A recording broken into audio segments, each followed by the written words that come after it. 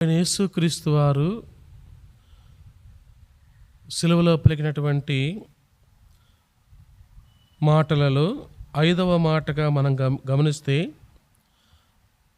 యోహాను రాసిన సువార్త 19వ అధ్యాయం 28వ వచనంలో దప్పికొనుచున్నాను అనే మాటను మనం అక్కడ గమనించవచ్చు. మనిషికి మామూలుగా మనకు దాహం ఎప్పుడు వేస్తుందో మనకు తెలుసు. ఈ గుడ్ ఫ్రైడే వచ్చేది కూడా చక్కటి వేసవి కాలంలో వస్తుంది. మనం కొంతసేపు ఎండలో నడిస్తేనే ఈ శరీరము నీళ్లు కావాలని పదే పదే మన మెదడుకు సంకేతం ఇస్తూ ఉంటుంది, దాహమని.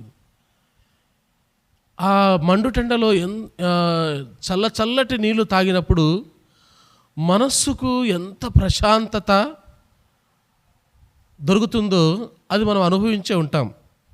యేసుప్రభు వారు ఇక్కడ దప్పికొనుచున్నాను అంటే, ఒకవేళ ఇది మనం ఒక శారీరకంగా తీసుకుంటే యేసుప్రభు వారు సిలువ వేయబడక మునుపు నుంచి మన పరిస్థితులు గమనిస్తే గురువారం అంతా కూడా యేసుప్రభు వారు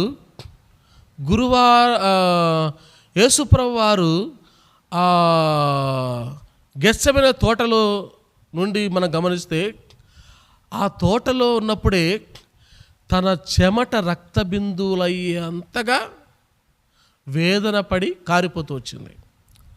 అంటే ఈ శరీరములో ఉన్న చెమట పోతే, ఈ శరీరములో ఉన్న రక్తము బయటికి పోతే బాడీ ఎంత దాహాన్ని కోరుకుంటుంది చూడండి.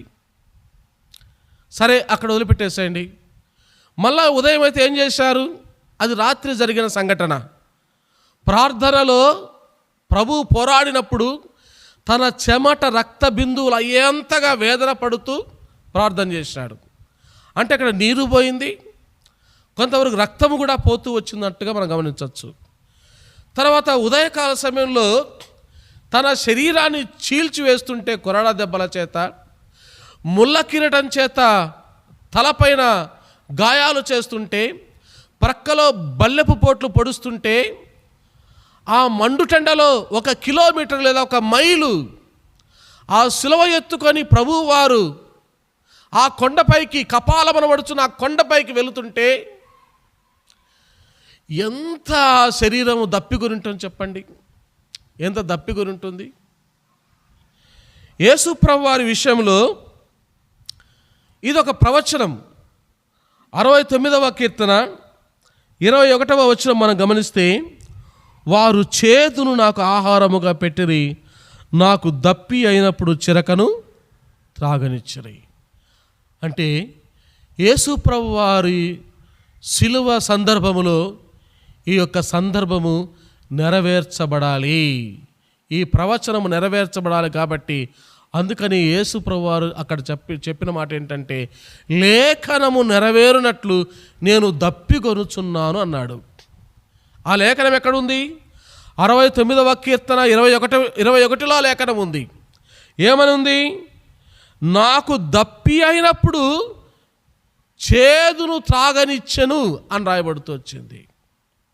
కాబట్టి లేఖనము నెరవేరినట్లు ఆయన దప్పికొంటూ వచ్చినాడు, లేఖనము నెరవేరినట్లు దప్పికొంటూ వచ్చినాడు. ఇక్కడ చేదును తాగనిచ్చిరి అనే మాట ఉంది కదా. ఎప్పుడైతే యేసుప్రభు నేను దప్పికొనుచున్నాను అన్నాడో వాళ్ళు ఏం చేస్తూ వచ్చారు? మత్తయి రాసిన సువార్త 27వ అధ్యాయం 34వ వచనాన్ని మనం గమనిస్తే, వారు చేదు కలిపిన ద్రాక్ష రసాన్ని ఒక కట్టెకి స్పాంజి పెట్టి ఆ స్పాంజిని దానిలో ముంచి యేసుప్రభు యొక్క నోటి దగ్గర పెడుతూ వచ్చారు. అంటే ద్రాక్షారసము, బోలము, ఈ 2 కలిపినటువంటి పదార్థాన్ని యేసుప్రభుకు అందిస్తూ వచ్చారు. ఆ పదార్థం ఎలా ఉందంట? చేదుగా ఉంది. సిలువ వేయబడిన సైనికులకు ఆ మత్తు పదార్థాన్ని ఇస్తారు. ఎందుకు? బోలము ద్రాక్షారసము కలిపినప్పుడు అది కొద్దిగా మత్తు వస్తుంది. ఎందుకంటే వారు దెబ్బలు కొట్టించుకుంటారు కాబట్టి, ఆ కాళ్ళల్లో చేతుల్లో మేకులు కొట్టించుకుంటారు కాబట్టి, ఆ బాధ వారికి తెలియకుండా వారికి ఏమిస్తారంటే ఈ ద్రాక్షారసము బోలము కలిపినటువంటి ఒక రసాన్ని వాళ్ళకి అందించడానికి ప్రయత్నం చేస్తాడు. అయితే ఇక్కడ యేసుప్రభు వారు దానిని స్వీకరించడానికి ఇష్టపడలే. ఎందుకు? తండ్రి యొక్క చిత్తాన్ని సంపూర్ణముగా నెరవేర్చబడాలి. నేను దప్పికొన్నా పర్వాలేదు, ఈ శ్రమ నా దేవుని కొరకు నేను అనుభవించాలని తీర్మానం చేసుకున్న ప్రభువు కాబట్టి ఆ దానిని కూడా యేసుప్రభు వారు స్వీకరించలేదు. యేసుప్రభు వారు స్వీకరించలేదు. 69వ కీర్తన 3వ వచనంలో కూడా ఏం రాయబడిందంటే, 69వ కీర్తన 3వ వచనంలో, నేను మొరపెట్టుట చేత అలసి ఉన్నాను, నా గొంతుక ఎండిపోయెను. యేసు ప్రభు వారి గురించిన ప్రవచనం అంటే ఆయన గొంతు ఏమైపోయిందంట? ఎండిపోయింది. ఆయన పెదవులు వెండిపోతూ వచ్చినాయి. దాహం అంటూ వచ్చినాడు. 22వ కీర్తన 15వ వచనం, నా బలము ఎండిపోయి చిల్ల పెంకు వలె ఆయను, నా నాలుక నా దవడను అంటుకొని ఉన్నది. 22వ కీర్తన 15వ వచనంలో ఎండిపోయి రక్తము పోయింది, నీరు పోయింది, శ్రమలు అనుభవిస్తున్నాడు. ఎండిపోక ఏమవుతుంది శరీరం? ఎండిపోయిన స్థితిలో ఏ శరీరధారి అయినా దాహము దప్పికానక ఇంకేమంటాడు? ఇవన్నీ ప్రవచనాలు క్రీస్తు గురించి. ఆయన ఎండిపోయిన జీవితంలో అక్కడ ఉన్నాడు. ఆయన నాలుక దవడ అంటుకుంటూ వచ్చింది. యేసు ప్రభు వారు అక్కడ నేను దప్పికొనుచున్నాను అనడానికి ఒక కారణం ఏంటంటే, ఆయన ఏదో నీరు కావాలనో, లేదా సిలువలో ఇచ్చేటువంటి ఆ పదార్థం, మత్తు పదార్థం ఇవ్వడము ద్వారా నొప్పికి ఉపశమనం పొందాలనో దేవుడు అక్కడ ఆ మాట చెప్పడం లేదు. కానీ యేసు ప్రభు వారు అక్కడ నేను దప్పికొనుచున్నాను అనే మాట ఎందుకు చెబుతున్నాడంటే, యెషయా గ్రంథం 55వ అధ్యాయం 1వ వచనం, యెషయా గ్రంథం 55వ అధ్యాయం 1వ వచనములో రండి అనే మాట, చేయుడి, కొనుడి అనే మాట 4 పర్యాలు రాయబడింది. రండి, దప్పికొనిన వారులారా నీళ్ళ యొద్దకు రండి. దప్పికొనింది ఎవరు? దేవుడా, మానవుడా? దప్పికొనింది ఎవరు? సిలువలో వేలాడుతున్న ప్రభు అయిన యేసుక్రీస్తు వారా? భూలోకములో సుఖ సంతోషాలను అనుభవిస్తున్నటువంటి మానవుడా? అంటే దప్పికొనింది మానవుడు. అందుకని యెషయా గ్రంథం 55వ అధ్యాయం 1వ వచనములో, దప్పికొనిన వారులారా నీళ్ళ యొద్దకు రండి. మీరు రూకలేకపోయినా పర్వాలేదు, ద్రాక్షారసమును పాలను మీరు కొనండి, మీరు పానము చేయండి అని ఆ దేవుడు మనుషులను పిలుస్తున్నాడు. ఏంటి మనిషి పడుతున్నటువంటి ఆ దప్పిక ఏంటి అంటే, ఆ దప్పిక ఏంటంటే మానవుడు దేవుని పైన చేస్తున్న తిరుగుబాటు. మానవుడు దేవుని యొక్క మార్గములలో నడవక దారి తప్పిపోయిన గొర్రెల వలె మానవుడు ఉంటూ వచ్చినాడు. మానవుని జీవితంలో సంతృప్తికరమైనటువంటి జీవితం లేని పరిస్థితుల్లో మానవుడు ఈ లోకంలో ఉంటూ వచ్చినాడు. అందుకని నీళ్ళతో పాటు యేసుప్రభు వారు ఆ యెషయా గ్రంథం 55వ అధ్యాయం 1వ వచనంలో ఇస్తామన్నటువంటి మరి 2 శ్రేష్టమైనటువంటి పానీయాలు ఏమంటే ద్రాక్షారసము, పాలు. అంటే అవి శ్రేష్టమైనవి మీకు ఇస్తా, మీకు రక్షణ ఇస్తా.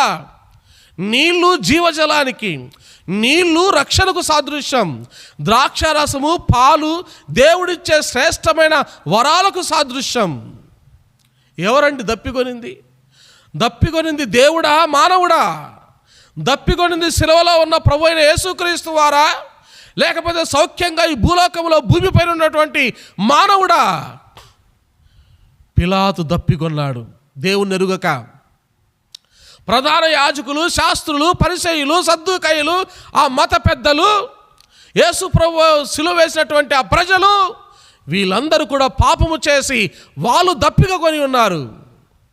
దప్పిక కొనింది వాళ్ళు, కాకపోతే వారికి దాహము విలువ తెలియడంలే.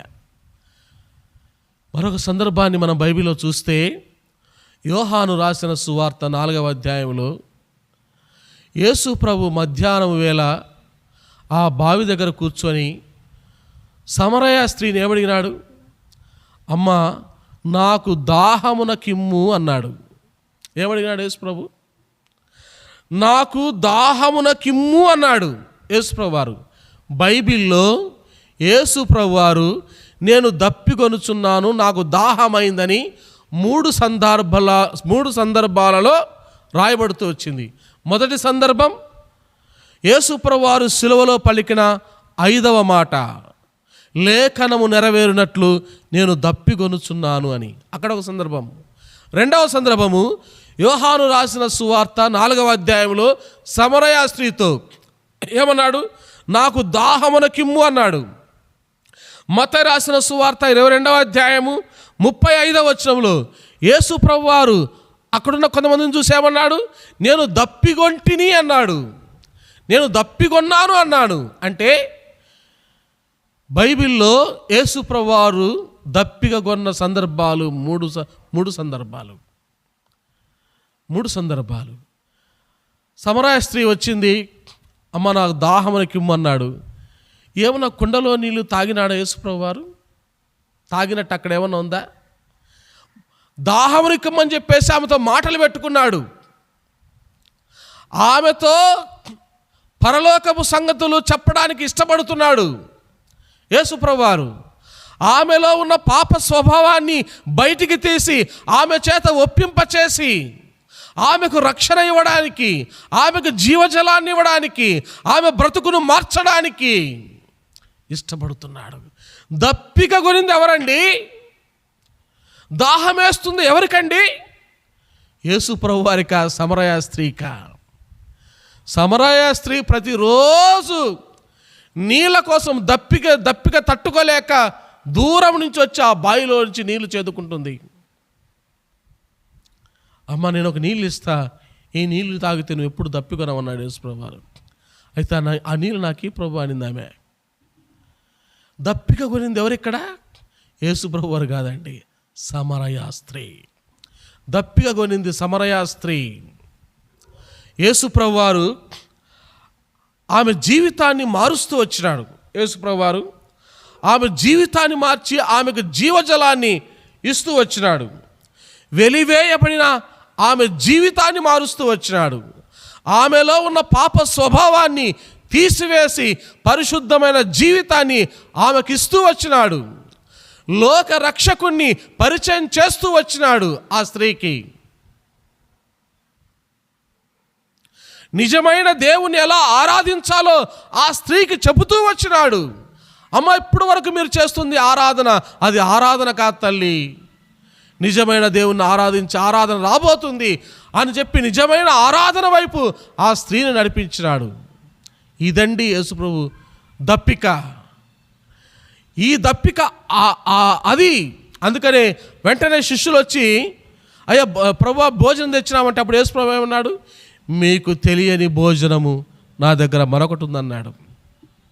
ఏంటి ఆయన భోజనం? ఏంటి ఆయన దాహం? అనేకుల పాపాత్మల బ్రతుకులను మార్చడం, అనేకులకు లోకరక్షకుని పరిచయం చేపించడం, అనేకులను నిజమైన తండ్రిని ఆరాధించేటట్లుగా చేయడం. ఎప్పుడైతే ఆ సమరయ స్త్రీ యేసు ప్రభువు నమ్మిందో, మెస్సియా అని, క్రీస్తని, లోకరక్షకుడని, తన బ్రతుకును మార్చే దేవుడని నమ్మిందో, ఊర్లో పోయి అనేకులు చెప్తా వచ్చింది. అప్పుడు ఊర్లో వాళ్ళందరూ వచ్చి ఆమె చెప్పిన మాట ప్రకారం కాకుండా వారు నిజంగా చూచి యేసు ప్రభువును లోకరక్షకుడని నమ్ముతూ వచ్చారు. అక్కడ తీరిందండి యేసు ప్రభు యొక్క దాహం. యేసుప్రభు వారు సమరయ స్త్రీతో అన్నాడు, అమ్మ నాకు దాహమునకిమ్మని.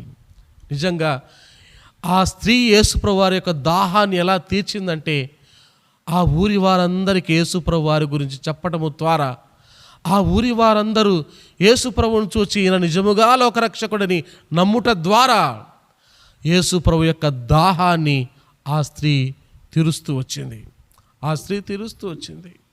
అందుకని యోహాను రాసిన సువార్త 7వ అధ్యాయం